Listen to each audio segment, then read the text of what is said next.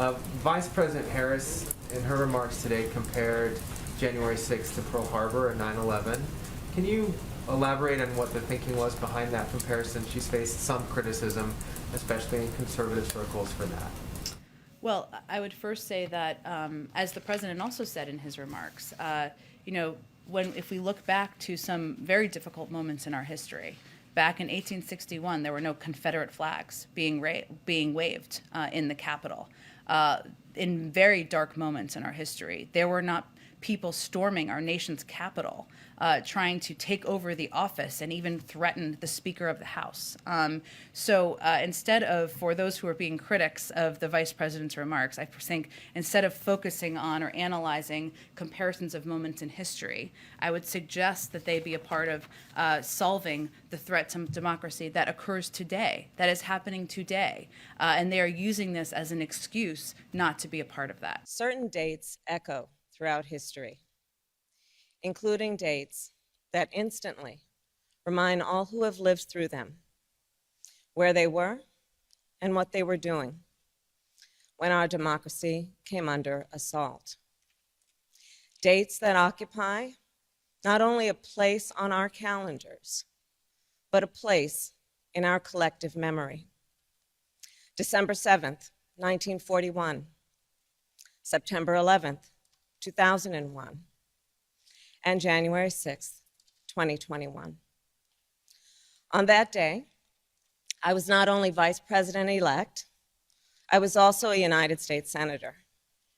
And I was here at the Capitol that morning at a classified hearing with fellow members of the Senate Intelligence Committee.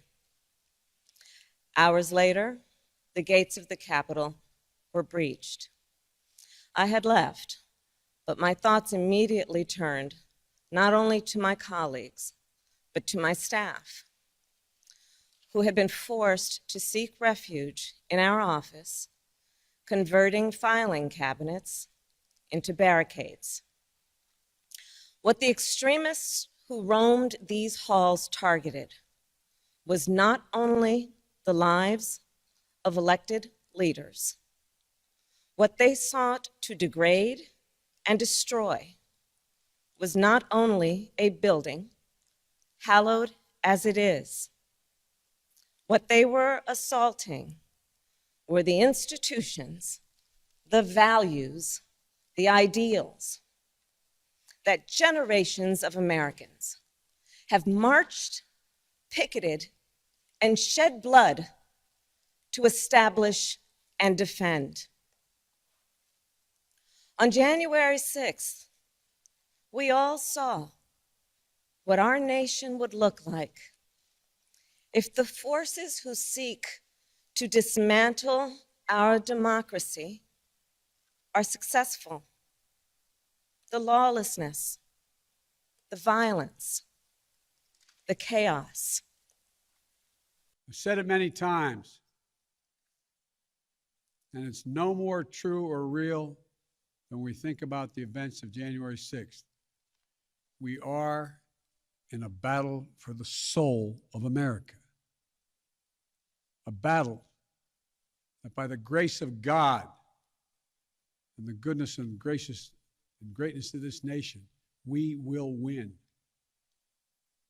Believe me, I know how difficult democracy is, and I'm crystal clear about the threats America faces.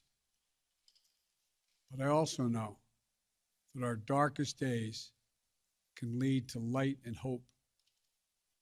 From the death and destruction, as the Vice President referenced in Pearl Harbor, came the triumph over the forces of fascism. From the brutality of Bloody Sunday on the Edmund Pettus Bridge came historic voting rights legislation.